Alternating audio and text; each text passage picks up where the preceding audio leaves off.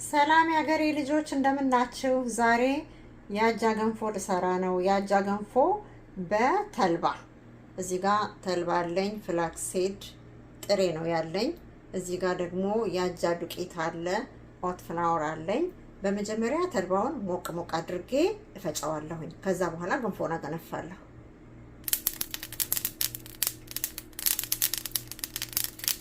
ተልባ ስታመሱ ከደን አርጉት። ተንጣቶ ሜዳ ነው የሚሞላው። ተልባ ሲታመስ ሽታው ይወጣል። ከለሩ ደግሞ እንደዚህ ደስ ይላል፣ ያምራል። አሁን ቀዝቀዝ ሲል እፈጨዋለሁ። የገንፎ ውሃ ጥጃለሁኝ። የገንፎ ውሃ በርከት አድርጌ ነው የምጥደው፣ ምክንያቱም ገንፎ ሲገነፋ ጠብ እየተደረገ ለማብሰል ለመቀነስ ስለሚመች በርከት አድርጌ ጥጃለሁኝ። ውሃው እስከሚፈላ ድረስ ተልባውን እፈጫለሁ። አሁን ተልባ ልፈጭ ነው። ፈጭቸዋለሁኝ። እንደዚህ ሽታው በጣም ቆንጆ ነው የሆነው፣ ምክንያቱም ስለታመሰ ነው። ሲታመስ በጣም ቆንጆ ጠረን ነው ያለው። ከዛ ይነፋል። ስንበላ ያልተፈጨ ተልባ እንዳይኖር እኔ ትንሽዬ ተልባ ነው ያዘጋጀሁት ለገንፎ የሚሆን።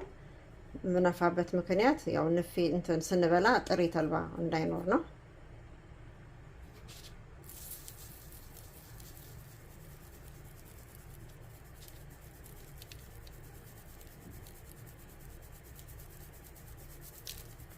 ጠቅጠቅ ነው ያለው ወንፊቱ፣ በደንብ ነው የተነፋው። እንደምታዩት በጣም ቆንጆ ነው የሆነው። ሽታው ልነግራችሁ አልችልም። ይሄን ዱቄቱን በጥብጬ ለገንፎ ይሆናል።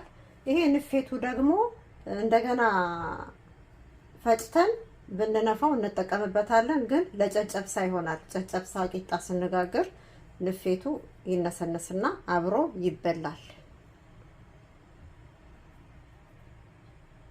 አሁን ተልባ መበጥበጫ ሳህን አዘጋጅቻለሁኝ። ተልባውን እበጠብጣለሁኝ። ከስሩ ለብ ያለ ውሃ ከገንፎ ላይ ቀንሼ በርዤ ነው፣ በቀዝቃዛ ውሃ ሳይሆን ለብ ባለ ውሃ እበጠብጠዋለሁኝ፣ ተልባውን ማለት ነው። እንዲዋሃድና እንዲብላላ ከገንፎ በፊት እበጠብጠዋለሁኝ። ጨው ጨምራለሁኝ ጣዕም እንዲኖረው። ሚጥሚጣ ወይም በርበሬ እንጨምራለን። የምንፈልገውን ነገር ነው የምንጨምረው። ከዛ ትንሽ ኮረሪማ ጨምራለሁኝ ስንበላ ቃናው ቆንጆ እንዲሆን። ትንሽ ደግሞ ቁንዶ በርበሬ አደርግበታለሁኝ። ትንሽ ደግሞ የጤና አዳም ፍሬ ዱቄት፣ የተፈጨ ጤና አዳም ፍሬ ዱቄት አድርገን በደንብ አድርገን እንበጠብጠዋለን። ሲበጠበጥ አይጓጉልም፣ የታመሰ ስለሆነ ማለት ነው።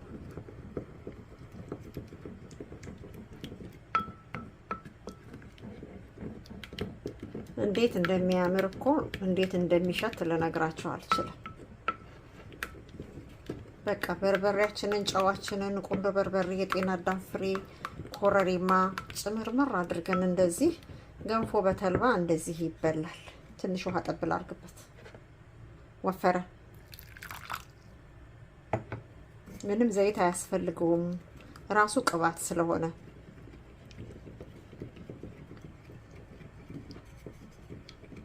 በርበሬው ደግሞ መልኩን ያሳምረዋል። አሁን ደህና ነው። አሁን ውፍረቱ ምንም አይልም። በጣም ሲቀጥንም ጥሩ አይደለም፣ ሲወፍርም ጥሩ አይደለም። እንደምታዩት አዘጋጅቻለሁኝ። አሁን ገንፎ ሰራለሁ። አሁን ደግሞ የአጃውን ዱቄት እነፋዋለሁኝ። ዱቄቱ ሲነፋ ስናቦካው ስናገነፋው ምንም ችግር አያመጣብንም፣ ጥሩ ነው የሚሆነው። ይሄ የጓጎለው ሁሉ ይፈርሳል። ይፈርስና አየር ሲገባበት ዱቄቱ ላም ይላል። ስንልገው ገንፎ ይላጋል፣ ይገነፋል። ሲገነፋ ይላጋል በደንብ ተደርጎ ዱቄቱ ማለት ነው። እንደምታዩት እንደዚህ ናፍቻዋለሁኝ ዱቄቱን። ቆንጆ ዱቄት ነው፣ አጃ ነው። አሁን የገንፎ ውሃ ፈልቷል። ውሃው ይቀነሳል። ጠብ እየተደረገ የማበስልበት ነው። ለዚህ ነው የገንፎ ውሃ ስንጥድ በርከት አድርገን የምንጥደው። በፈላ ውሃ ጠብ እየተደረገ ነው ገንፎ የሚበስለው። ብዙ ውሃ ነው የጣድኩት፣ ቀንሻለሁኝ። ካነሰኝ ደግሞ እጨምርበታለሁ ማለት ነው። እንደዚህ ሲፈላ ዱቄቱን እጨምራለሁ።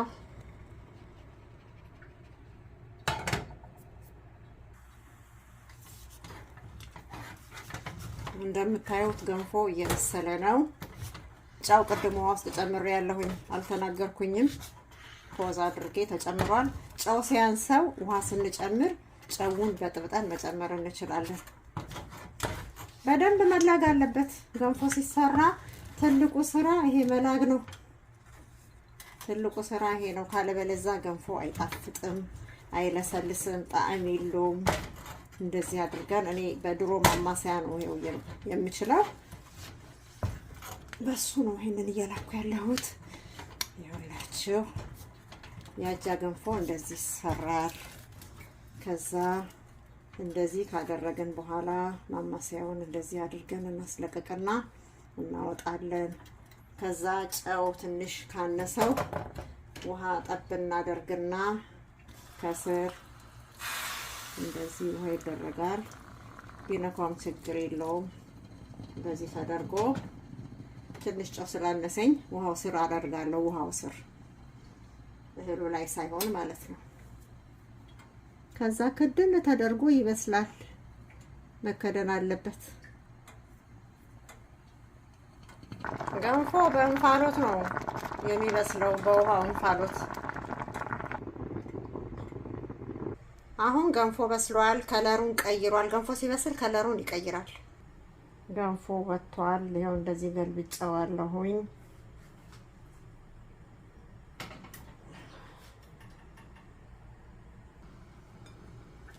መሀሉን ከፈት እናደርገዋለን እንደዚህ።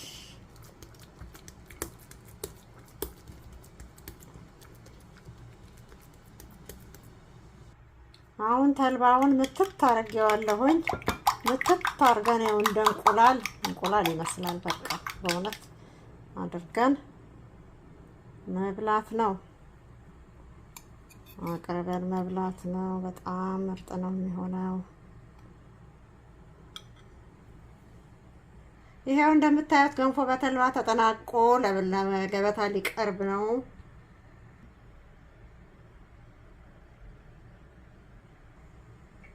እስቲ ቀመስ። ሰው የሰሩለትን ሲቀምሱ ቆንጆ ነው። እስቲ ቆንጆ ነው። ብዙ ሰው አለ ሊበላ የተዘጋጀ። በጣም ይጣፍጣል። እንደዚህ አዘጋጅታችሁ ብሉ። እንብላ። እኛ እየበላን ነው። እዚህ ጋር የሚበላ ብዙ ኃይል አለ። ስለተከታተላችሁኝ አመሰግናለሁኝ። ደህና ዋሉ። ላይክ አድርጉ፣ ሰብስክራይብ አድርጉ፣ ሼር አድርጉ።